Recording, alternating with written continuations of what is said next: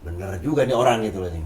Ya semua orang pasti ada benarnya, pasti ada juga. Iya enggak maksudnya gitu kan. Jadi maksud lo Kim Hong banyak salah? Ada salahnya apa banyak salahnya? Enggak, maksud gue besok sisa 5.000 Bi. Nunggu lagi tuh 30 hari lagi ke depan. Nunggu lagi 30 hari ke depan. sekolah kalau lu masuk rindang tuh. Wah, tapi kalau lu gaul ke selatan ditanya, "Wah, di mana SMA lu tuak?" Hah? Kayak minuman. Ya, anak SMA lah saat itu kita tahu. Pakar basket. Lanjut. Alright, assalamualaikum. Gua Bayu Radityo. Gua Andi Batam. Gue Dimas Mbot Mahendra, Yap, welcome to pakar Basket. Pakar Basket.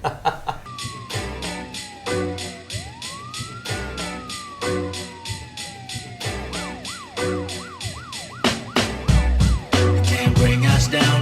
Boy, young legend with the champion sound. Yeah, can't bring us down. Nothing can bring this down. You can't bring me down. Nah, nah, you can't bring us down. Boy, young legend with the champion sound. Yeah, can't bring us down. Nothing can bring this down. We stay as one. Nah, nah, you can't break us down. Boy, young legend with the champion sound. Yeah, can't bring us down. Nothing can bring this down.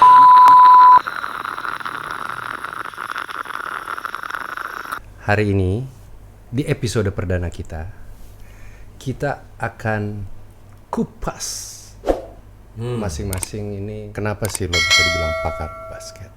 Let's start off with the one and only Andi Batam. Yes. Gua Andi Batam. Anak pulau yang cuma punya cita-cita pengen jadi pemain basket nasional. Anak pulau. Anak pulau ya. Island boy. Alan Boy. Island boy. Iya. Iya kan? Maksudnya memang ya gue terlahir juga dari keluarga yang sekolah olahraga. Bapak gue dulu bekas salah satu pemain Paradetex Medan. Bola ya? Nyokap ya dari bola. Nyokap main bulu tangkis di kampus dulu ya, USU, Universitas Sumatera Utara. Dan hampir semua apa ya, darah olahraganya udah ada gitu.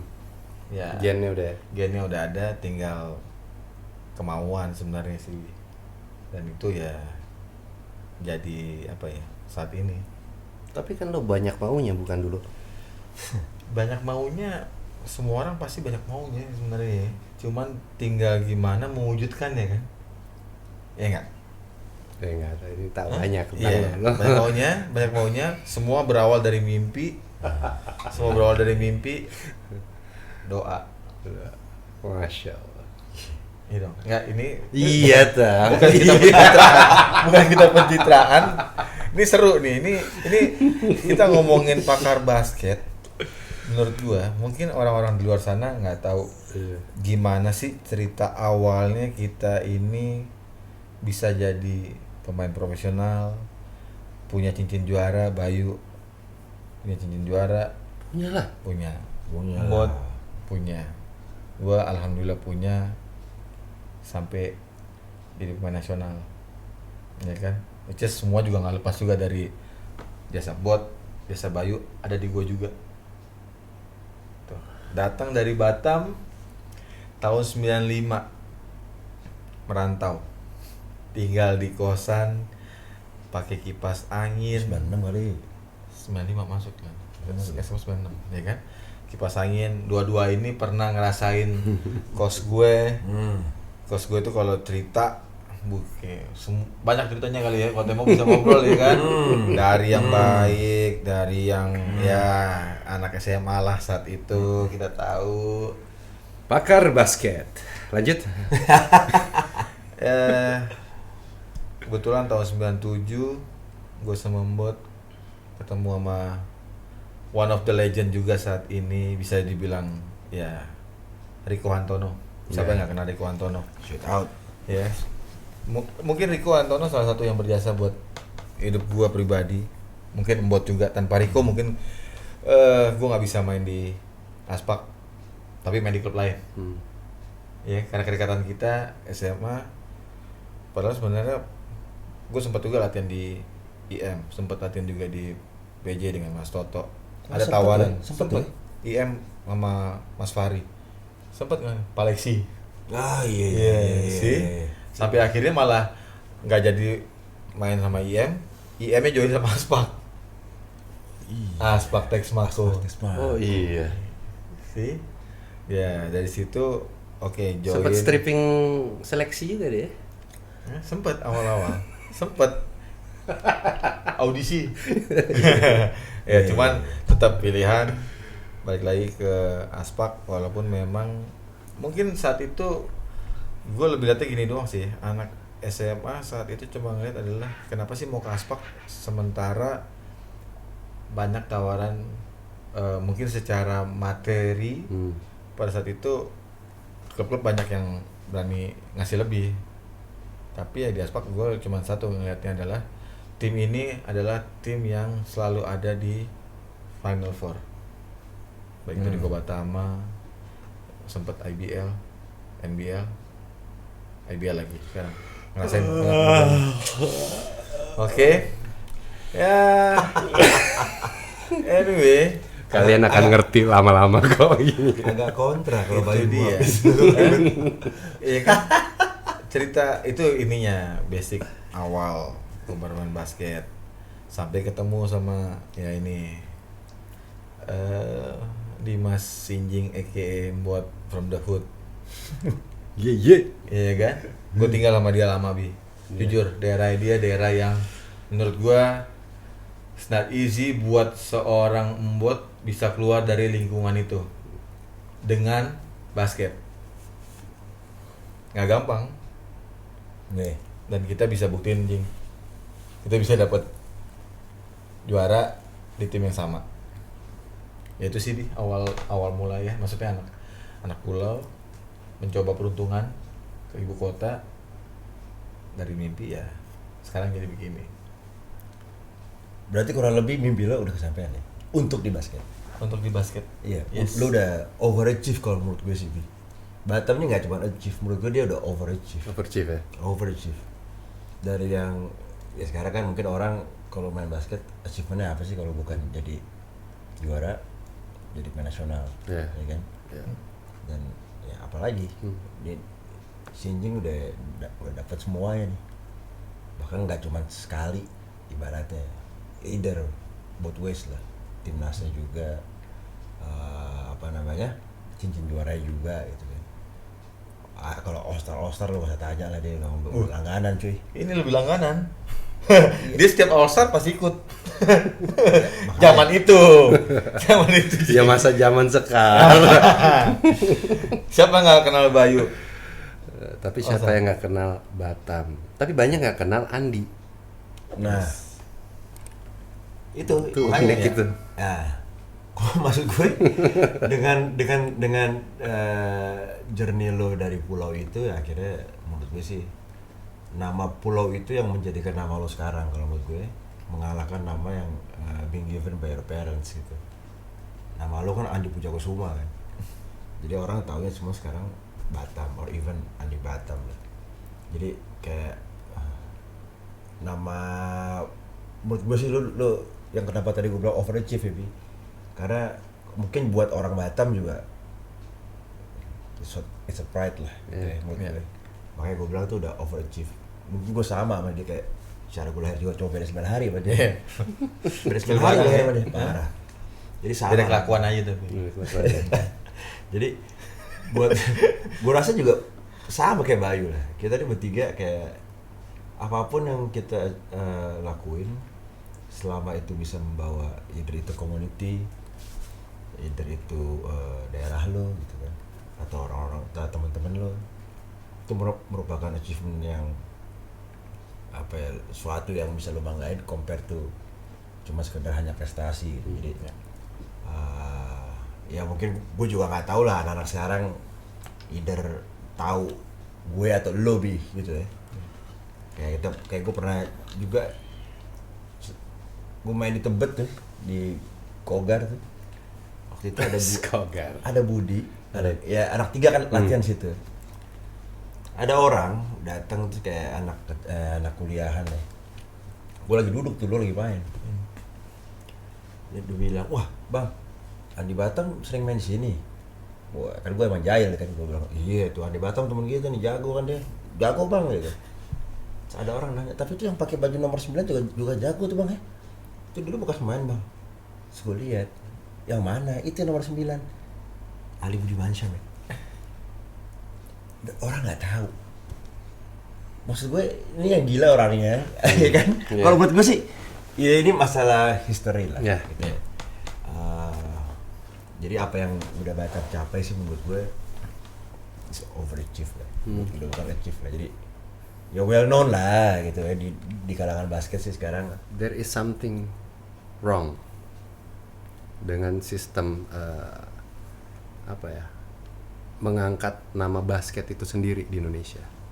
Gitu. Sedangkan lo buat sendiri bilang Batam overachieve. Oh iya. Lo aja sekarang IG lo apa namanya? Batam _5. Nah, Tahu itu ya. iya Jadi kan? memang ya itu dia. Kadang kalau gue flashback lagi gitu ya, waduh gila. Nama Batam ini gue dapet di SMA 3. Ini cerita kita awal kenapa sih nama Batam. Yeah. Yang ngasih nama itu sebenarnya ya itu temen gue, salah satu dulu pembalap nasionalnya Andika Guna atau Bagus Hermanto sebenarnya. Alright. Jadi gue juga Sugap. sempat tinggal juga sama Bagus. Jadi memang dari situ sebenarnya, karena kita tahu lah di SMA 3 kan mungkin semua ada di situ Bi. Mau dari Termasuk ya semua Kenapa ada. Maksud tuh? gua Itu apa? dari orang tua ya, sekolah negeri lah, kita tahu sekolah SMA negeri itu kan maksudnya semua ada, dari yang mampu sampai yang tidak mampu, semua ada ya di situ. Justru blendnya ada di situ gitu kan. Dan kita juga pride sih, kita semua alumni SMA 3, Yeah. one of the best basketball high school di Jakarta gitu kan. Dan memang In Enggak. Indonesia lah. Indonesia ya, tapi Terbaik sekarang di Indonesia. tinggal sejarah Sekarang mungkin. ya. Itu jadi inilah mungkin next konten. next kita bisa bagusin gimana Yeah. SMA 3 dengan pengalaman kita yang ada gitu kan. Memang nggak gampang sih, maksudnya seorang anak pulau ini untuk dia bisa struggle di ibu kota ya. Maksudnya orang mungkin lihatnya orang paling gampang adalah ngelihat endingnya nih, tapi orang lupa gimana sih startingnya. Jujur aja gue akuin, mungkin orang nggak tahu gimana ya awalnya gue itu memulai bisa sampai masuk di aspal. SMA kita latihan sendiri, banyak cerita mungkin dari lo juga Bi. Om Dudi punya klub, pengen anaknya jadi pemain basket. Mbot dari hood, istilahnya lingkungan yang tidak apa ya, bisa dibilang tanda Nggak kutip basket banget lah. tahun 98 biangnya semua narkoba pada saat itu ada semua di situ. Dia bisa keluar, gua bisa survive, anak pulau, orang tua di Batam, cuman tinggal di kosan, tapi kemauan. Balik lagi, basket ini sebenarnya apa ya, jadi mental Bi. Lo kenapa mau main basket?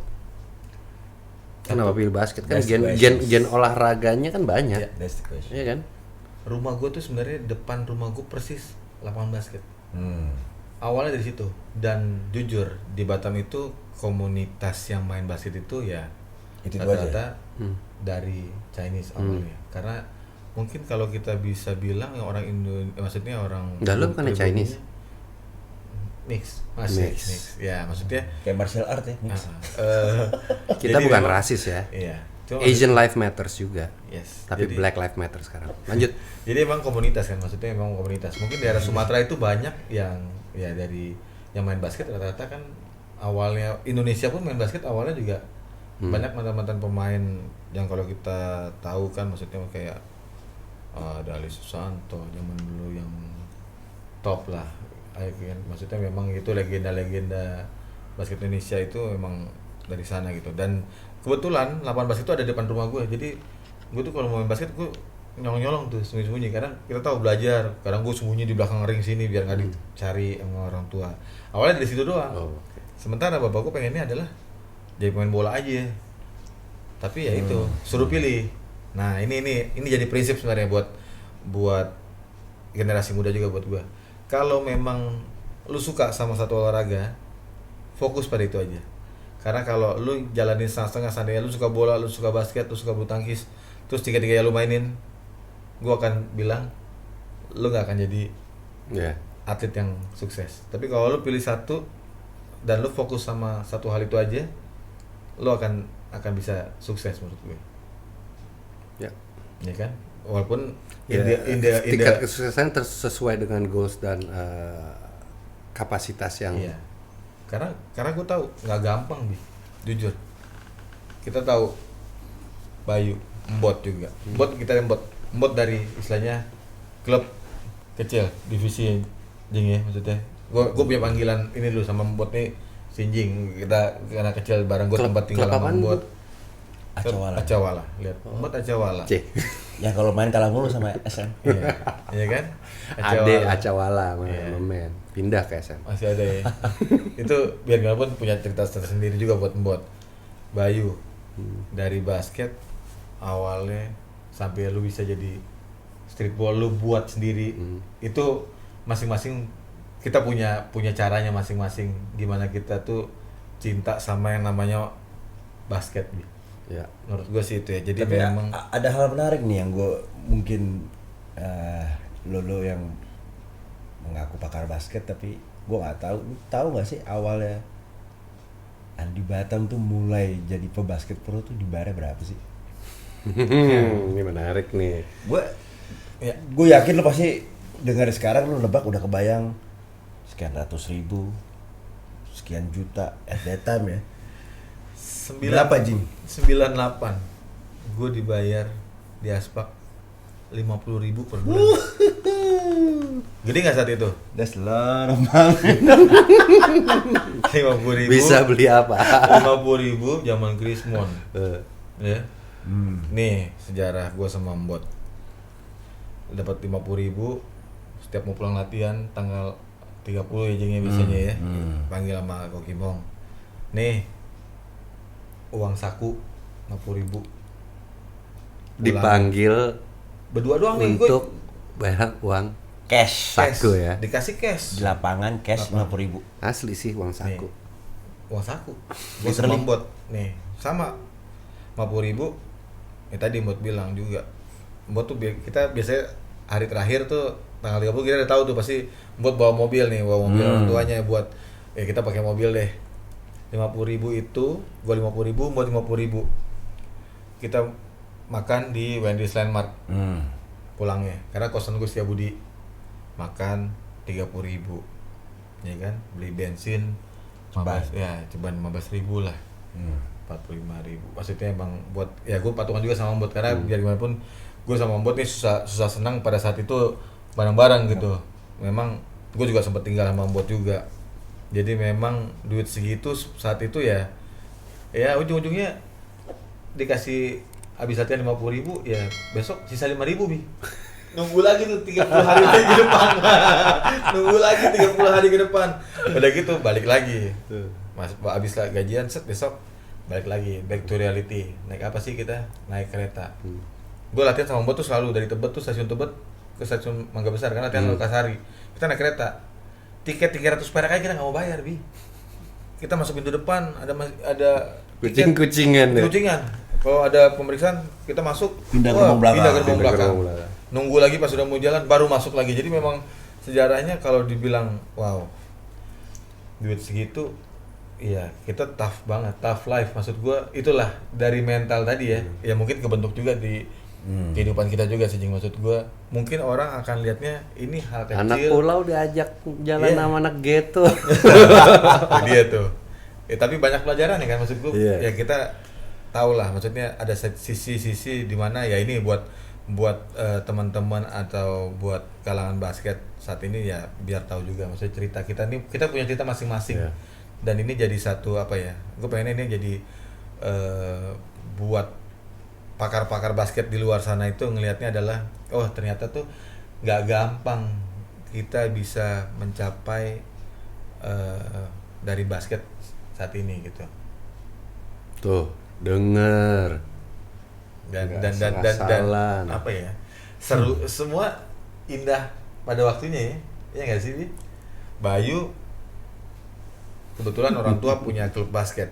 Walaupun gue tahu juga di klub basketnya babenya dia juga pasti nggak seenak Pak minta duit, apalagi Om Dudi kita tahu. Orang akan lihatnya mungkin beda, Pak. Ya, orang nggak tahu. Orang nggak akan tahu. Nggak tahu. Kita tahu dan itu emang apa ya, tough banget buat kita untuk bisa masuk di liga. Orang akan 97 di atas lo, alhamdulillah. Tuh, 150. 150.000 Bayu. Kita 50.000. Bisa buat 3 kali Wendy's lu. Itu 3 kali. Gue tuh sekali Wendy's sama gak tahu. Plus bensin mobilnya Om Doger. Ah, Doger. Doger ya? Iya. Mobilnya Doger. Iya. Jadi memang ya itulah maksudnya sejarah. Mungkin kita juga nggak bisa ngelupain sejarah siapa sih kita gitu kan. Walaupun memang ini jadi apa ya? Mungkin kita bisa share juga ke pakar-pakar basket di luar sana bahwa memang untuk jadi seorang pemain basket profesional di mana awalnya hobi jadi pekerjaan lu dan itu emang nggak gampang. Yang pasti sih yang gue tangkep ya kalau dari lo dan gue share dari pengalaman gue adalah lingkungan juga pengaruh. Dalam artian lo beruntung ada dia, ada Mbot beruntung ada lo. Kalau lingkungannya bukan lingkungan basket, belum tentu juga. Kayak gue ada Junas, ada Doger yang dimana environmentnya kita ancur-ancuran. Apalagi kalau angkatan gue 97 itu sebagian besar lewat narkoba gitu, meninggal. Ya, jadi peran yang kalian bentuk mungkin lo satu lagi sesuai cerita lo tadi sama Koi ya, sama Rico ya. Rico Antono ya. So that's a good history yang sekarang ya bersyukur jangan anak zaman sekarang. Iya. Ada social media.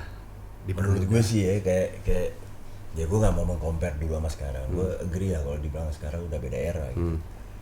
Cuman maksud gue harusnya dengan era sekarang dengan begitu banyak benefit yang bisa diambil teknologi atau apa semua, harusnya lo bisa sukses itu 2 kali lipat lebih jauh dibandingin ya kayak kita ini yang sekarang cuma bercerita how struggle we are at the very beginning, even though now we are enjoying our life. Tapi harusnya kalian harus bisa lebih lagi itu karena banyak media-media sekarang atau nggak platform-platform yang memang harusnya bisa jadi buat mereka untuk lebih jauh lagi gitu. Kalau pasti sama-sama aja ya sorry tuh sih gue bilang even dulu ngaku bakar basket tapi lu kayak belum sukses sih menurut gue, kayaknya gitu aja sih. Coba kita geser sedikit your history man. Gue kecil dari gue tuh main volley awalnya, terus gue ngeliat abang gue main basket di Tebet, ada namanya Balai Raya Tebet, mungkin buat orang-orang timur yang selatan perbatasan tuh borders timur sama selatan tuh Balai Raya Tebet ngetop banget tuh. Dengan ringnya yang 3,5 meter, 3 meter dari main. Itu tinggi banget Itu ring sejarah. Asli tinggi banget. Tinggi banget. Bisa nombok di BR Tebet. Jago. Lu udah bisa nombok di mana aja. Dang pop sih kalau dulu gue bisa ngoles. Itu udah bagus banget tuh. Udah top banget kan? Banget. Dan banyak juga mantan-mantan pemain nasional juga dari situ. Kita tahu ada Bang Muhammad Rifki, ada Opung Raja, Oki Tampelah itu. Iya. Dulu era Pelita Jaya maksudnya zaman Iya, dulu di sana ya. Maksud gue journey gue gak seindah journey-nya Bayu atau Batam gitu. Gue klub bisa dibilang tuh apa kalau lu bilangnya di divisi timur. Ya timur. Divisi timur. Tapi Acawala main di selatan. Iya. Ya, maksud gue mungkin tadi Batam cerita Batam pernah latihan di IM lah, di PJ lah. Bayu mungkin yang direct langsung ke SM lah. Gue Acawala cuy. Lu kaosnya aja tuh gambarnya candi, tau gak? Gue inget banget. Serius banget. Gambarnya candi. Dan itu kan pertama kali gue tanding ya di apa? Dia umur 13 U16 lah ya, atau apa sih dulu bilangnya sebutannya? KU-nya tuh. Dulu bukan KU tuh, Tunas. Junior ya kan. Pas dibagiin baju, gue nanya sama coach gue, ini lambangnya apa sih? Oh itu candi. Hah? Gue bilang, ini basket kenapa namanya canggih? Dulu nih kayak zaman kapan kayak maksud gue lu lah. Dari baju aja lu udah kelihatan. Sementara dulu pada zaman dulu IM, PJ, SM dengan hanya tulis namanya itu udah kayak nama besar banget. Gue acawala siapa yang tahu sih. Jadi kayak benar tadi Bata bilang, lalu gue masuk SMA 3 yang nggak sengaja karena awalnya gue waktu lulus SMP tuh daftarnya SMA 8, 70 SMA 3. Dua ini gue sebenarnya juga udah yakin nggak bakal masuk. Udah yakin. Syaratnya gue Biar keren aja kali ya. Apa? Biar keren, pilihan lu keren sebenarnya. Untung-untungan. Hah? Sebenarnya I'm roll the dice ya, kalau yang dapat ya udah enggak ya enggak gitu. Sekolah favorit semua yang dihajar iya, sama iya. dia. Saya favorit. Wah. Tapi benar. Kenapa nggak 46? 36? Texas. Oh. Akhirnya tiga-tiga gue gak dapet. Asal lo tahu. SMA 3 itu gue cadangan nomor 10. Nyokap gue udah daftarin di SMA 17 Agustus Tebet. Ya kalau gue masuk itu SMA boro-boro. 17 Agustus. Oh iya tua. Wah, Gila itu sekolah. Dekat Tata Rips. Belakangnya. Sekolah kalau lo masuk rindang tuh. Wah, tapi kalau lu gaul ke selatan ditanya, "Wah, di mana SMA lu tuak?" Hah? Kayak minuman. Kan? Cadang ke 10 tuh. Nyokap gue udah pasrah aja tuh. Terserah lu deh katanya. Lu mau sekolah di mana? Oke, gue bilang. Akhirnya kelas 1 di tahun 98 itu si Pak Tahir bukan Pak Tahir, SMA 3 nambah 2 kelas. Iya. Tadinya kan cuma satu apa 110 kan. 1-2 tuh kelas lu pada atlet lah tuh. Akhirnya dibuka 2 kelas lagi sampai 111 112. Masuklah Masuk gua kelas itu ya. Masuk dan gue sekelas sama Andre Tiara yang notabene dulu orang nggak tahu. Ini orang tinggi, tapi kalau main basket kerjanya reverse mulu. Nah. Ngedang bisa, reverse bisa, suruh nembak berantakan. Dan orang nggak ada yang tahu siapa Andre Tiara. Sama dribble. Wah, dribblenya kacau. Sorry Andre, maksudnya itu dulu lah. Tapi sekarang Tapi kalau smash pemain itu dunk. suruh lompat, Smash dunk. Andre Tiara satu-satunya pemain junior ikut slam dunk contest. Iya. Ya zaman itu ya. Lawannya pemain asing semuanya. Iya kan? Ngiring. Iya. Jadi, Andalan. ya, jadi di SMA 3 itu mungkin bisa dibilang yang bukan rujukan ya gue sama Andre Tiara. Iya, Andre masuknya nggak dari Makanya sekelas sama gue. nggak masuk dari dulu rujukan ya, kita kelas rujukan namanya ya. Rujukan. Iya. Kelas rujukan. Enggak dia. Kelas sama gue Oh nggak kena scouting di SMP lo? Lo SMP mana? 115. Semabel kan? Semabel, ngetop lah. Iya, sekarang basketnya. dulu. Sampai sekarang. Begitulah gue. Jadi kayak itulah awalnya, jadi terus dari klub kecil masuk SMA. Nah, di SMA itu mulai kelas di SMA mulai ikut SMA 3 lah. Ya, as you said lah ya, SMA 3 tuh tiap kali main pasti scoutingnya banyak kan. Iya. Nyari bibit-bibit baru, tuh siapa aja. Itu udah dari SMA kelas 1 kelas 2 tuh udah dicari tuh. Udah Di SMP. plot-plotin lah ya kan. Nah, mulai itu kayak alhamdulillah gue dapet plot juga dapet ada ploting, ada slotnya juga lah. Berawal dari Popnas kan sama kalian-kalian juga lah ya. Jadi memang gini sih. Jadi kita ini semuanya bertiga, Bayu punya basic pengalaman awal yang notabene Gue pikir basic break dance gue udah mau. jangan basic yang berbeda. Maksudnya kita ini semuanya menuju ke pro dengan cerita kita masing-masing gitu. Jadi kita tuh sebenarnya ingin sharing sebenarnya juga, sharing gimana sih biar orang-orang juga mungkin nggak banyak yang tahu juga gimana sih buat bisa masuk ke pro, gue masuk ke pro, Bayu masuk ke pro.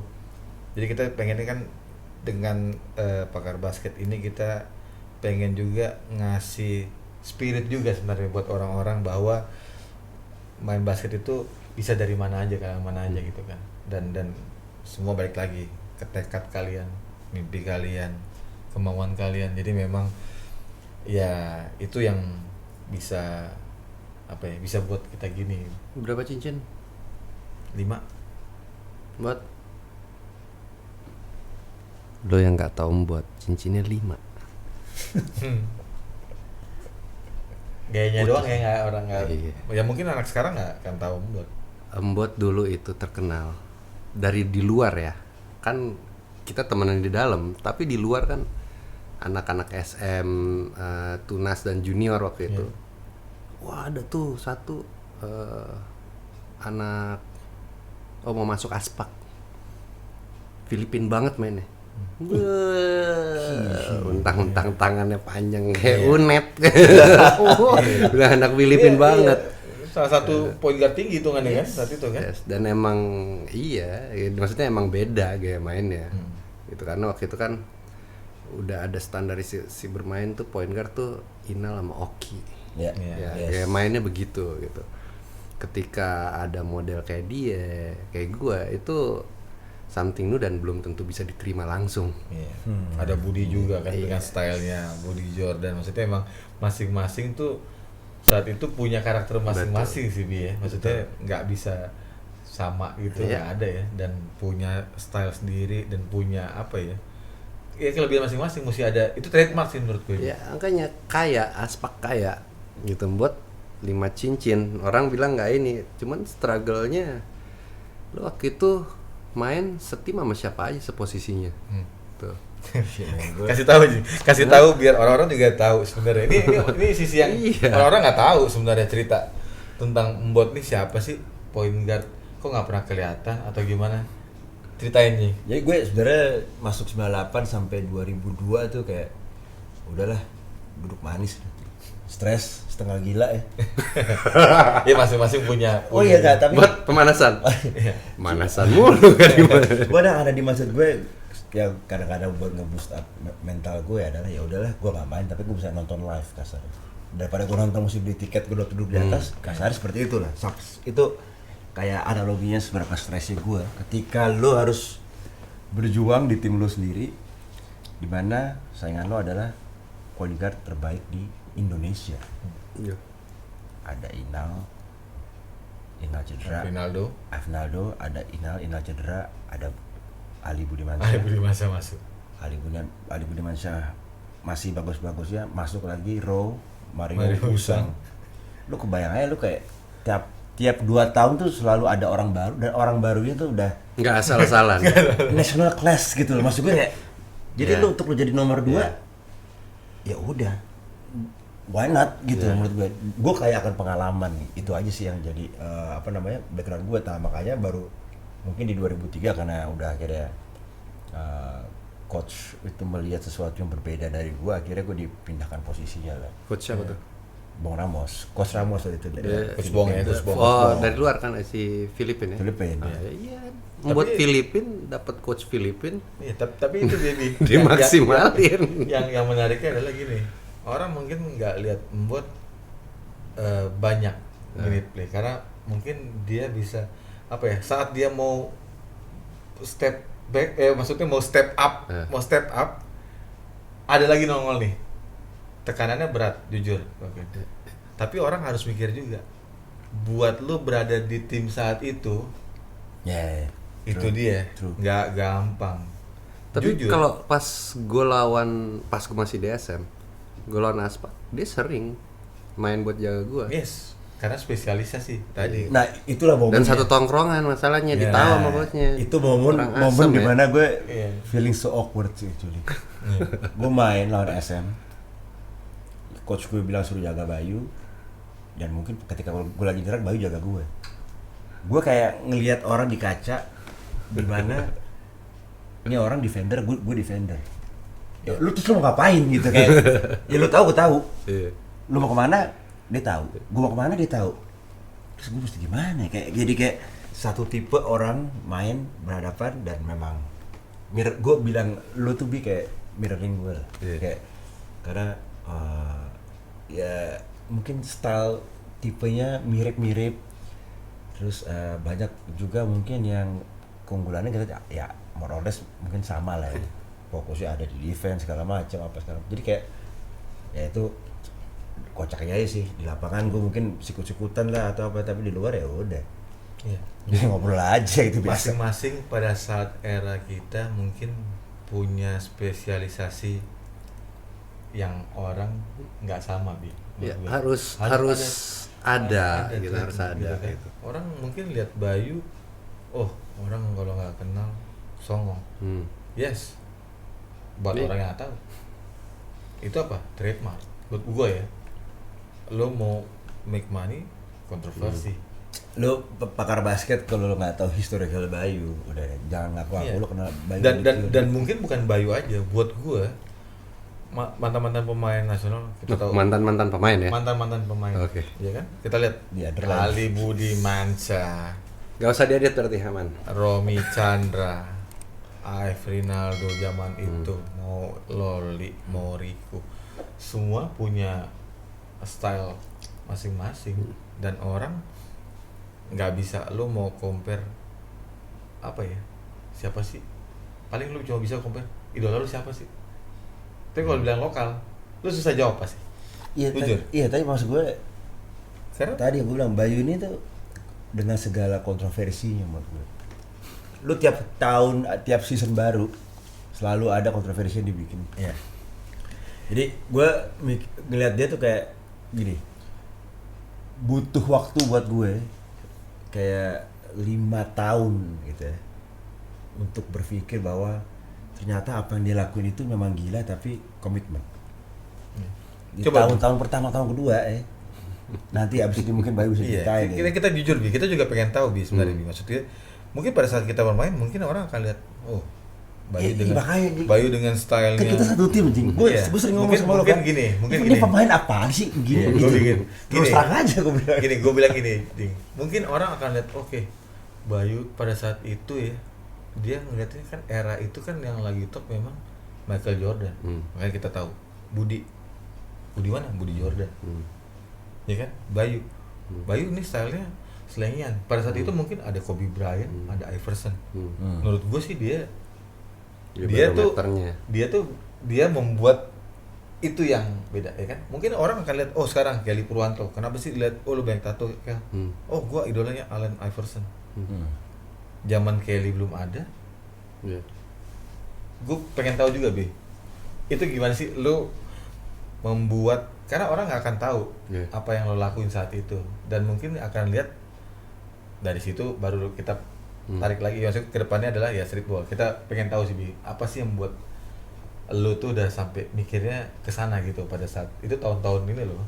Gue ngelihatnya dulu justru bukan dari basket doang, gitu, dari sepak bola, gitu. Kok bisa sih beberapa pemain nonjol, gitu ya. Gue belajar dari situ. Terus tentu yang lo bilang mengenai Jordan, Kobe, Iverson, jelas, itu udah jelas gitu.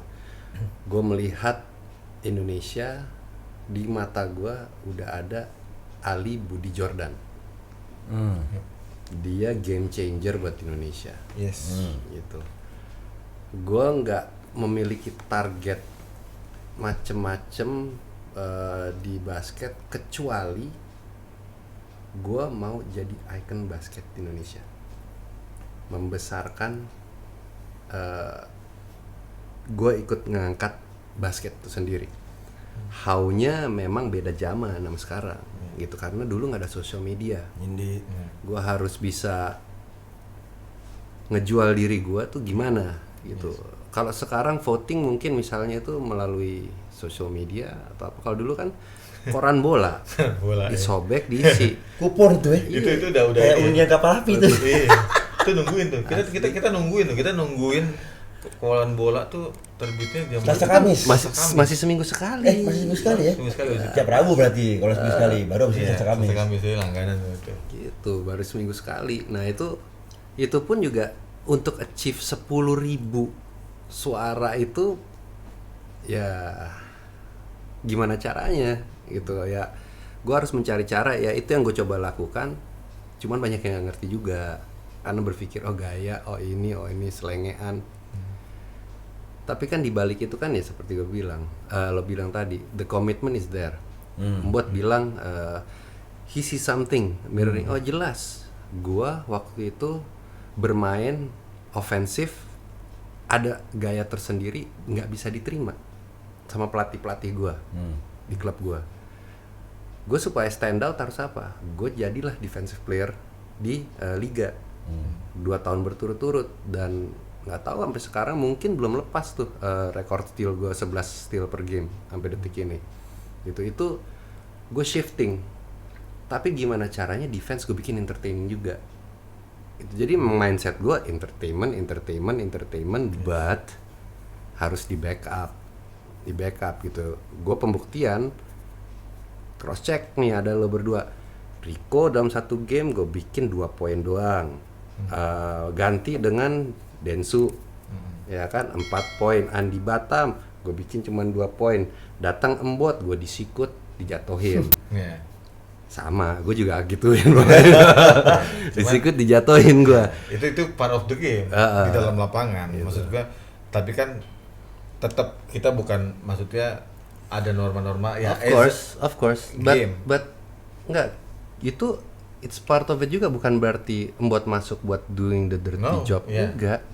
Kalau enggak begitu, enggak akan masuk kotak gue.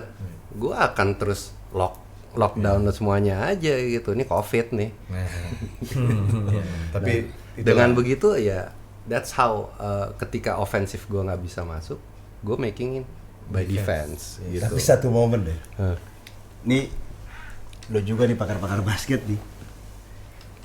Ada satu momen tentang Bayu yang gue paling sebel banget. Achievement dia yang paling gue sebel. Ini kita buka-bukaan ini. Bukan parah ya udah. Gue inget ini kalau mau ngomong apa gue tahu. Yang sampai sekarang, yang bukan yang sampai sekarang, yang sekarang gue juga akhirnya ngerti dari sudut pandang mana gue harus melihatnya. Dia menang satu award yang namanya Most Fashionable Player, bukan valuable. 2 tahun lagi. 2 tahun berturut disponsorin sama Lee Cooper. Fashionable Player. Uang juga paling banyak lagi Hadin. Kalau lu pikir-pikir, apa hubungannya basket sama ketika dia terima award di lapangan angkat piala Most Fashionable Player? At that time gue benci sama dia minta ampun. Wah, terus terang gue ngomong ke sebuah orang kalau Bayu mungkin orang ya itu, orang tadi gue bilang lihat nggak cuman dari satu sisi yang mungkin ya pro ada kontrak, tapi dia bisa buat itu adalah nilai jualnya dia aja. Ya kan? Itu yang orang nggak pada saat itu mungkin nggak sampai situ, jujur orang nggak akan lihat sampai situ, tapi setelah kayak sekarang ini lo mesti wanna make money tuh kontroversial menurut gua, tapi in the positive way. Iya, cuma gue melihatnya mau positif way mau negatif way, kadang itu juga bisa make money sih sebenarnya. Iya, cuma gue melihatnya gini, yang akhirnya gue pahamin. Ketika orang hanya berpikir sebagai profesi, ini satu orang udah berpikir secara industri. Itu it took 5 years for me to understand something like that. Buat dari seorang Bayu, gue juga udah tiap hari nongkrong sama dia. Gitu. Jadi awalnya ya tadi gue bilang, gue benci banget sama momen itu, bahkan sampai gue udah mungkin nggak lu doang, hampir semua pemain pada saat itu di liga kita mungkin akan tapi cuma satu orang yang berani langsung ngomong, Loli. Apa yang dapat ini? Wah, dia MVP sama MFP. Iya, itu buat orang ya akan lihat ya satu sisi yang sangat jauh, tapi ya tetap kita punya, yang gue bisa lihat adalah kita punya tujuan di basket itu adalah ya semua pengen jadi terbaik. Tadi seperti awal mau bilang, apa sih yang paling top? Lo bisa main di liga profesional, lo bisa dapat timnas, lo bisa dapat cincin juara di liga buat Indonesia ya. That's it. Itu mungkin highest point nih gitu kan. Tapi untuk dapat itu kan memang nggak gampang. Ini yang mungkin bisa gue ceritain juga buat pakar-pakar basket di luar, bahwa mental toughness itu menurut gue di atas segalanya. Kadang orang ada yang bilang oke, fisik, oke, ada bilang skill, tapi kalau seandainya mental lo nggak siap dari awal, lo dengan latar belakang lo untuk mau punya cita-cita main di Liga Pro buat yang muda-muda saat ini gitu, maksudnya pekerjaan paling enak saat ini, hobi lo jadi pekerjaan. Jadi kayak zaman kita dulu kayaknya mau dapat satu slot posisi di tim itu buat game itu kayaknya setengah mati loh. Mati ya. Kadang kita cuma dapat satu slot, karena kita main kita cuma satu, paling doainnya aduh senior ada ya 1,5 menit lo itu berharga di dalam tuh, harus jadi sesuatu. Senior doainnya udah ada yang sakit biar dapat minute play, menang atau jauh ya kan, atau lawan klubnya papan bawah, dan dapat momen itu nggak gampang. Karena gini, itu jadi titik poin juga ya, maksudnya gini, once lu dapat spotlight, lu harus manfaatin benar-benar. Itu pesan gue sih, maksudnya once lu dapat kesempatan, jangan pernah lu sia-siain, karena kita nggak tahu yang bisa bikin kita begini mungkin nggak lepas dari media juga saat Iya. itu, ya kan? Iya. Dan lu mesti dapat spotlight nih, Iya. karena media itu adalah yang bisa bikin gede lu, bisa jatuhin lu, dan itu Siapa yang lo ingat di era 90-an? Nama media. Nama orang-orang media, mau TV mau koran. oh zaman gua itu ya, gua ingat Eko Widodo. Mas Eko Widodo, Mas RP, Mas Helmi Yahya, Mas Renhat Tawas, Agus Mauro, Mas Yusuf. Mas Yusuf, almarhum, siapa? Garuda manajer. Ada Mas Hasani dulu masih jadi kontributor. Mas Hasani, ya Mas Hasani Mas waktu itu Hasani NBA. NBA. Iya. Tapi maksud gue, Iya. lu kan selalu di bola NBA Hmm. nasional, ya kan? Kita selalu lihat dari sisi itu kan, Iya. ya kan? Dan itu yang besarin kita juga mereka. Dan saat ini hidup mereka juga nggak jauh dari basket. Maksud gue mereka, wow, totally. Maksudnya, ya kan? Kita nggak tahu juga. Mas Mereka Helmi- pakar basket. Iya. Yes. Indeed. Ini Juga ya. kita belajar dari mereka gimana sih dulu, kenapa sih kok jadi pemain Kobatama itu bisa lebih ngetop, ya kan? Maksudnya gimana sih Iya. pemain Kobatama bisa dikenal Iya. apa ya? Maksudnya skupnya zaman itu belum ada sosial media. Tapi bicara koran, mungkin gue di antara gue bertiga sekarang nih, gue mungkin orang yang paling inilah, paling jarang masuk koran dibanding ini dua orang nih. Ini dua orang udah langganan lah. Bayu dengan segala itu, tadi udah gue ceritain, Batam dengan segala itunya. Gue bisa hitung pakai jari, gue masuk koran dua kali doang. Dan itu topiknya yang satu bukan gue. Jadi kayak asal foto dapat pas lagi ada video. Tapi laut dalam. Tapi ada gue dalam. Itu yang satu lagi ada gue nya, bukan topiknya, tapi ada satu paragraf nyebutin udah selama gue 8 tahun main di basket. Tapi maksud gue yang tadi dibilang, gue nggak cuman stop dengan media untuk kedongkrak dulu gitu. Gue punya cara lain untuk how to sell myself to the community gitu. Ya, itu dia. Jadi lo bakalan tahu sebenarnya seberapa orang tahu lo ya setelah lo berhenti dari bidang lo, kalau menurut gue. Yes. Itu adalah barometernya. Yeah. Apakah lu sudah cukup berhasil atau enggak dengan apa yang lo kerjain, kalau menurut gue. Dan ya alhamdulillah, walaupun gue cuma 2 kali masuk koran dengan bukan topiknya itu tadi gitu ya. Banyakan cincinnya ya. Nah, Banyak cincin nih, udah pada koran nih. Iya. Di streetball juga dapat cincin satu lagi ya. Satu. Dapat medali ya. Satu. Iya. 3 tahun gue kalah sama lu terus siapa? iya. jadi gini sih maksudnya, menariknya adalah kita ini dari background beda-beda, dengan cara masing-masing, Ya. dengan apa ya, impian kecil dari mimpi semuanya. Terus sekarang kita bisa main di liga, main satu tim, nggak ada yang tahu. Kita bisa jadi satu tim di PON, walaupun kita mungkin cuman dapat perak saat itu ya. Kita ya, kayaknya gimana gitu ya maksudnya.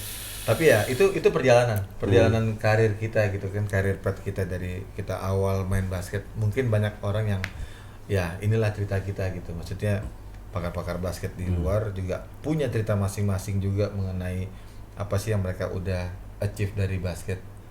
Jujur dari basket ini sebenarnya lebih banyak sebenarnya sosialnya tuh, social life-nya tuh sebenarnya gimana kita bisa blend sama orang ya, Bi. Yeah. Easy going. Kalau menurut gue itu yang, dan itu juga bisa jadi ke apa ya, ke kehidupan kita juga sih, dari mental kita anjing ya, maksudnya dari apa ya, ya kita tahu life pasti ada Ups and down lah.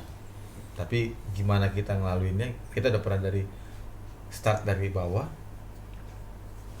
pernah dari top, balik lagi ya. Orang bilang roda berputar, tapi menurut gue sih roda berputar itu ya ini tinggal masalahnya adalah gimana lu bisa maintain Maintain dan adapt. Yes. Adapt. Kalau tapi gue setuju soal mentality. That's why bukannya bermaksud sok Kobe banget, tapi emang kenapa Kobe bisa begitu serius terhadap mentality. Yeah. Karena dia persis seperti kita eranya. Dari Jordan, ya kan, with Isaiah Thomas dan Larry Bird, Magic Johnson, Hard Knocks basketball. Iya. Shifting terus dia Era regenerasi. dan ada perubahan tuh. Itu perubahan lifestyle of play, game stylenya udah mulai berubah. Dan dia melihat sesuatu kekurangan yang gak ada nih waktu ini, dulu ada, sekarang ada, tapi eranya pun beda. Penyampaiannya seperti apa, dia menemukan formula itu dan dibagikan ke orang-orang. Nah, kita yang mungkin orang-orang pakar basket di luar sana kurang paham tadi maksudnya Batam nih, we talking about mentality. Bukannya kalian nggak punya mentality, kalian punya, I guarantee punya, cuman bentuknya mentality-nya itu masalahnya keras atau tidak gitu. Durability-nya seberapa sih mentality-nya itu sih gitu. Karena nggak gampang untuk nggak ketangkep keluar masuk kereta maju depan. Iya. Ya mungkin beda cerita, tapi kita pernah ngalamin di mana ini yang nggak pernah kita orang lain tahu juga, share momen kita gimana sih buat kita tuh segitu gilanya sama basket. Maksud gue. Jadi orang-orang mungkin ya lihatnya begitu enaknya aja kan. Nggak tahu orang lihat even journey-nya nggak tahu orang lihat Rico Antono dari SMP, Denny Sumargo dari Sulawesi Selatan, dari Makassar datang untuk mencoba, sama kayak mungkin gue anak pulau yang mencoba peruntungan gitu di ibu kota gitu kan, nggak gampang.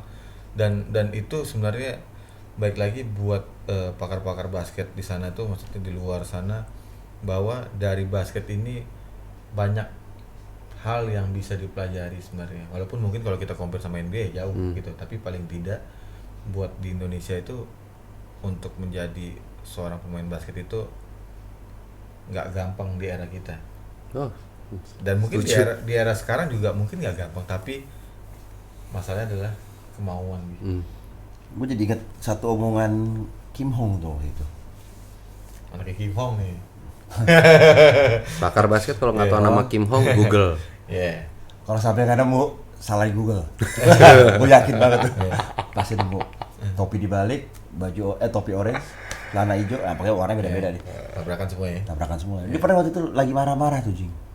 Dan terus dia pernah manggil, waktu itu gue dipanggil. Dia bilang gini, yang menurut gue awal-awal mungkin waktu itu gue juga nggak terlalu ngegubris lah. Dia bilang, lo tau gak sih Ko Kim Hong itu ngambil anak-anak ini untuk apa, katanya. Lo pikir Ko Kim Hong itu ada untung di basket? Enggak, dia bilang. Terus lo pikir Ko Kim Hong tujuannya apa? Dia bilang, tujuan Ko Kim Hong itu cuma mau ketika nanti kalian sudah berhenti basket, kalian punya sesuatu yang bisa kalian bawa untuk ke next life-nya. Jadi menurut gue itu juga setelah gue pensiun dan gue menjalani kehidupan yang totally different ya, 180 derajat gitu ya, dari basket, and it happens gitu. Gue kayak flashback gitu, terus gue kayak, oh iya dulu Kim Hong pernah ngomong kayak gini, which is ya bener juga nih orang gitu loh. Semua orang pasti ada benernya, pasti ada juga iya gak maksudnya gitu kan. Jadi maksud lo Kim Hong banyak salah? Ada salahnya apa banyak salahnya? Maksud gue ya biar gimana pun kan gue gede dari bentar kok, tenang kok. Gue kupas tuntas nih kok. Iya kan, maksud gue gini, nggak semua itu proses hidup sih sebenarnya, maksudnya. Gue juga nggak bisa, gue demen yang kayak gini. Gue juga nggak bisa kayak gini sekarang juga. Gak pencitraan deh, lo udah nggak main. Maksud gue gini maksud gue nggak ada. Kita gelar juaranya alhamdulillah udah banyak, udah. Iya sih. Cuma maksud gue gini, biar gimana pun Aspak yang bikin gede kita juga, gede gue juga, gede buat juga maksud gue. Hampir bikin gede gue. Ya nyaris. Cuman maksud gue emang ya itu balik lagi, semua ada bagusnya, ada sisi bagusnya, ada sisi jeleknya, pasti ada lah positif negatif, tergantung gimana kita milihnya kan. Jadi memang setiap tim punya plus minus Bi. Gue yakin zaman lu di ASEAN ada plus ada minus juga. Mau di tim manapun semua ada plus ada minus. Makanya saat pemain itu perpindahan pemain, lo akan lihat, oh gapnya di sini, apa sih bedain tim ini, plus minusnya pasti ada, ya kan? Nah itu tinggal gimana lo tadi bilang lagi, adaptasi, ya kan? Kalau lo mental lo bagus, easy. Tapi kalau lo, wow, susah buat step up, akan jadi PR besar dan itu jadi apa ya? Jadi yang kita Imut bilang sempat mau menaik nih, datang yang baru. Coba kalau dia mentalnya nggak kuat, begitu datang satu aja harusnya dia udah quit. Karena saja quit. udah. Tapi Gue nggak. mungkin akan balik ke Acawala. Oh enggak ya? Filipin lah, Iya. kan buat Filipin. Iya, tapi kan apa? Tapi apa yang dilakuin sama Mbak? No, Fight. dia fight, dia stay, dia adaptasi, dan dia tahu job desk-nya dia apa, iya kan? Ya buktinya dia masuk main di PON. Yes.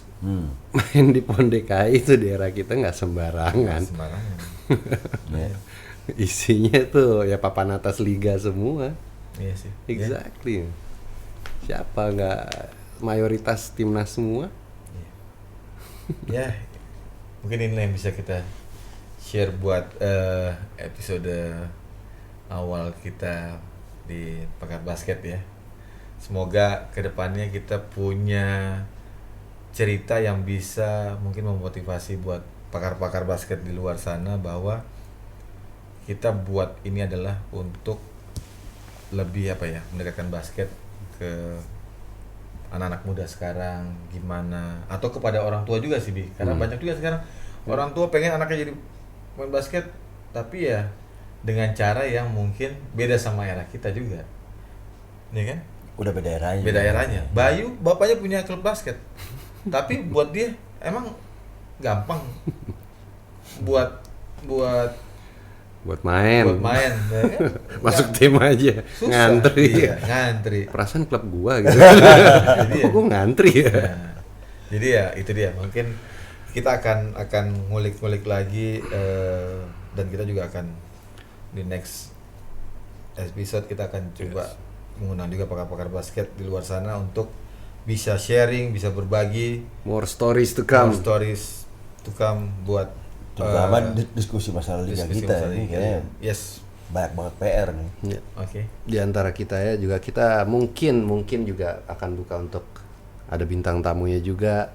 Oke. For sure. Tapi kita openingnya belum jelas, closingnya belum jelas, gimana tuh ya baiknya ya? Nah, kalau buat pakar-pakar basket nih, kasih dong inputan buat kita nih. Kira-kira apa sih tagline yang bagus buat opening atau buat closing ya? Jadi bantu kita juga supaya kita juga bisa nemuin tagline ya. Tagline-nya kalian kepake atau yang bagus-bagus, let's say 3 kita kasih giveaway t-shirt. Ya. Tapi jangan lupa subscribe, share, Eh, and comment ya di Pakar Basket. lidah gue tuh masih susah Iya. untuk ngomong gitu. Iya. Subscribe, Share, share, comment, Komen. and comment. and like. And Karena itu like. free, gratis. Asik nih. Cuma tekan yang gambar lonceng. Fix, ntar ganti nama pakar YouTube. Ah, Jangan om. jangan. Kalau gitu YouTube dong. Iya sih. Kan acara kita melalui YouTube. Jangan pakai YouTube. Ah, udah, bye.